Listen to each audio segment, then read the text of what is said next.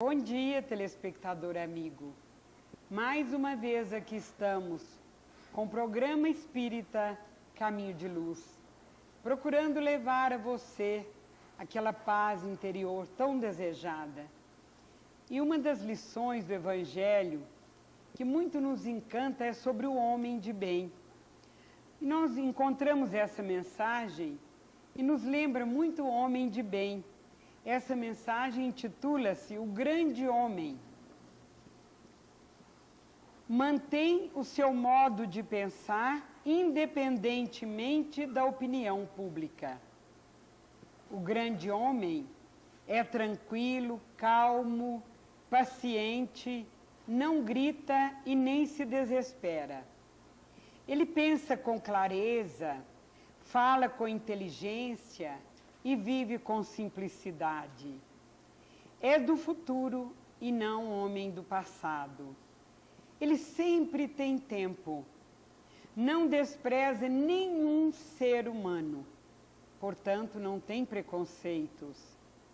Ele causa a impressão dos vastos silêncios da natureza, o céu. Ele jamais é vaidoso.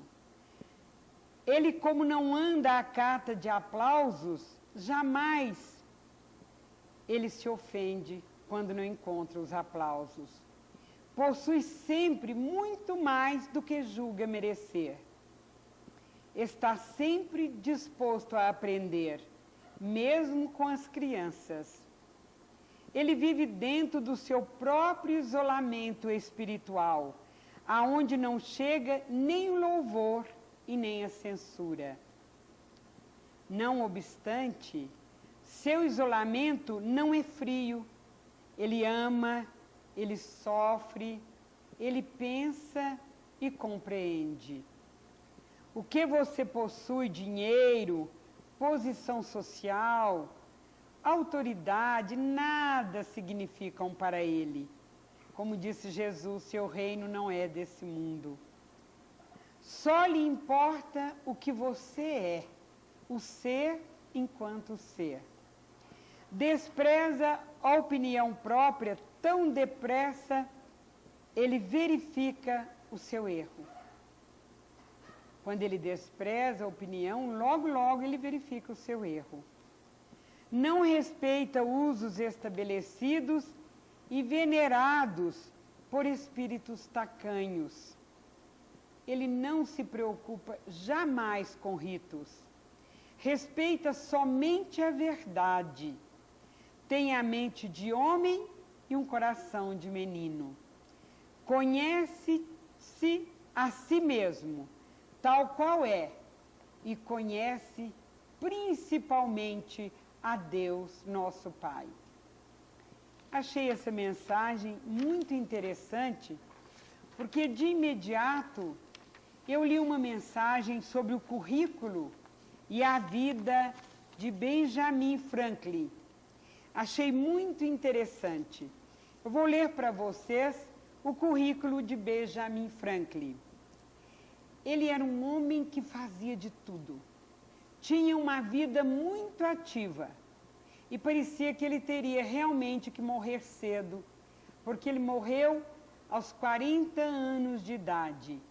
Milionário em termos materiais, e foi um homem que trabalhou e lutou muito. Então eu vou ler para vocês o currículo dele. Ele foi impressor, cientista, político, economista, financista, escritor, comerciante e inventor. E ele teve uma lista de méritos.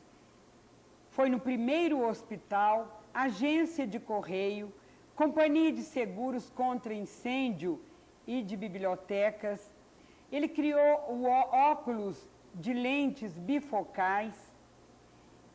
Ele foi o que inventou a primeira cadeira de balanço, o poste de iluminação pública, o cartão postal, o jornal Saturday Evening Post, a Universidade de Pensilvânia. Então ele realmente levou uma vida de muita luta, de muito trabalho. E quando ele morreu, ele era o homem mais rico dos Estados Unidos.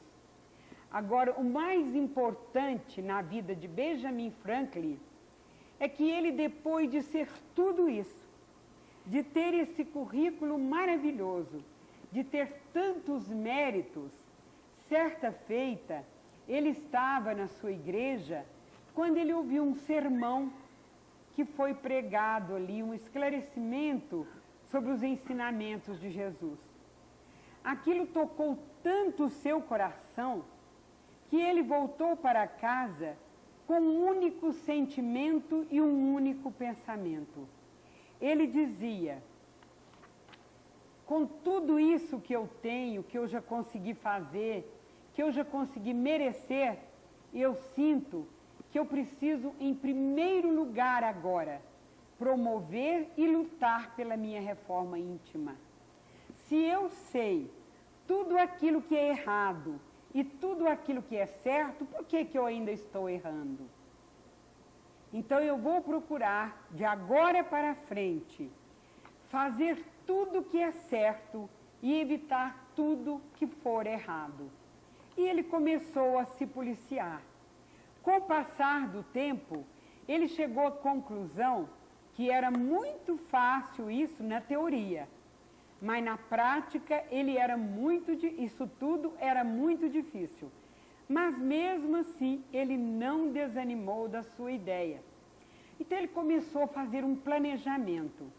O que é que eu devo fazer para me modificar? Como ele não dava conta de andar só naquilo que era certo, ele dizia: a tentação, nossos instintos, são maiores do que realmente é a nossa razão. Mas ele começou a fazer uma comparação. Como é que o homem capina? O homem que capina, ele vai capinando as ervas daninhas vagarosamente por um determinado local. Quando de repente ele volta novamente e recomeça.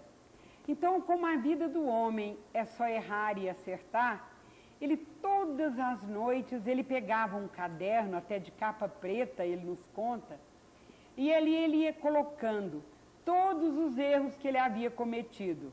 E ele voltava, como dizia ele, a capinar, voltava no mesmo local para conseguir se desfazer daqueles erros que ele havia cometido. E então ele planejou 12 pensamentos principais, isso há 200 anos atrás. E os mesmos pensamentos que ele teve, que ele determinou como normas a serem seguidas por ele, ainda vigoram até nos dias de hoje. E depois que ele determinou esses 12 pensamentos, ele então ainda teve um amigo muito íntimo que disse a ele: coloque mais um, que seria o 13º pensamento. E ele disse: coloque humildade, para concluir todos aqueles pensamentos que ele tinha. Então vamos olhar aqui o que foi que ele disse. O primeiro item que ele pôs, que o homem deveria ter temperança, não comer até a congestão e não beber até a embriaguez. O segundo foi silêncio, fale apenas o que puder ser benéfico para si mesmo e para os outros. O terceiro foi ordem, deixe tudo o que é seu ocupar o seu devido lugar.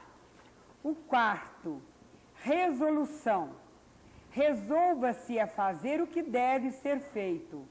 Faça diligentemente o que resolveu. Fragilidade é o quinto. Faça despesas apenas para fazer o bem a si mesmo e aos outros. Isto é, nunca desperdice nada. O sexto, laboriosidade. Não perca tempo. Esteja sempre ocupado com algo útil. Elimine toda a ação desnecessária. O sétimo, sinceridade.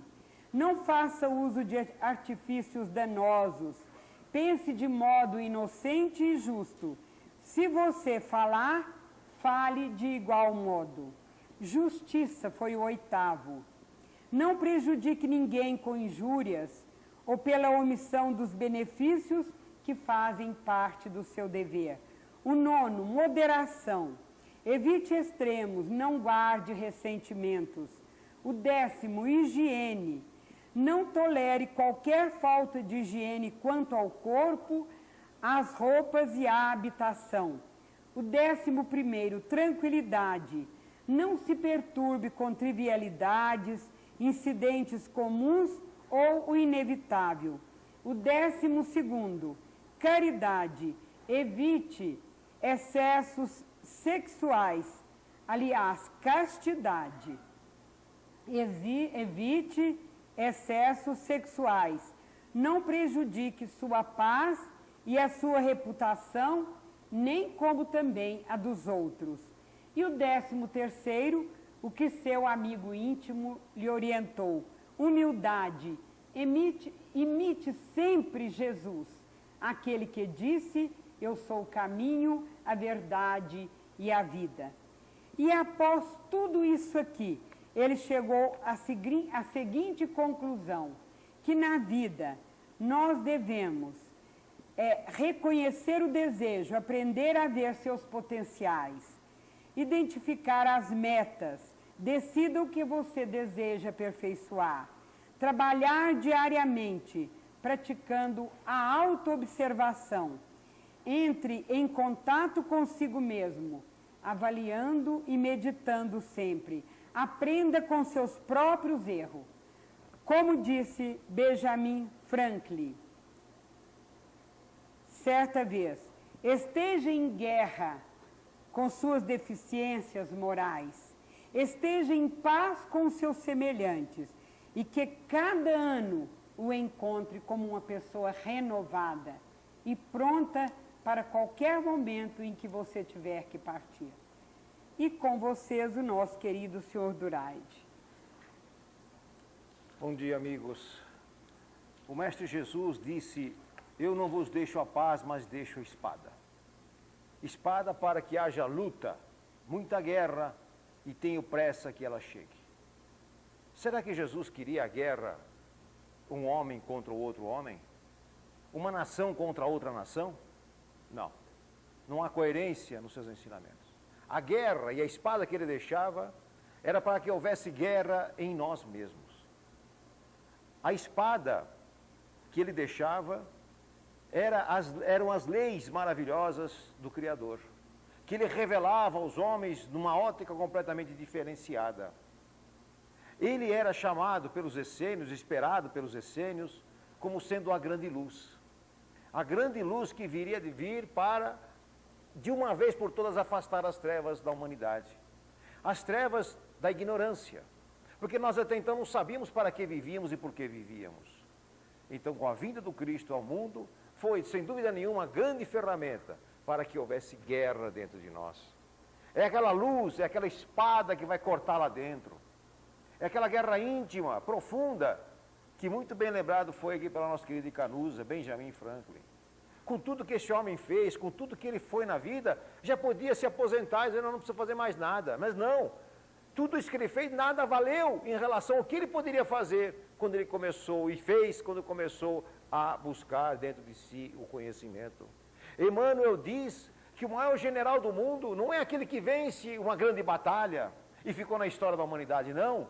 O maior general do mundo somos todos nós, quando vencemos a nós mesmos. Porque é muito fácil vencer o meu amigo, é muito fácil combater com alguém e vencê-lo, é muito fácil combater com alguém e, através da mentira, conseguir realmente infernar a vida do outro, tirar a vida do próximo, é muito fácil.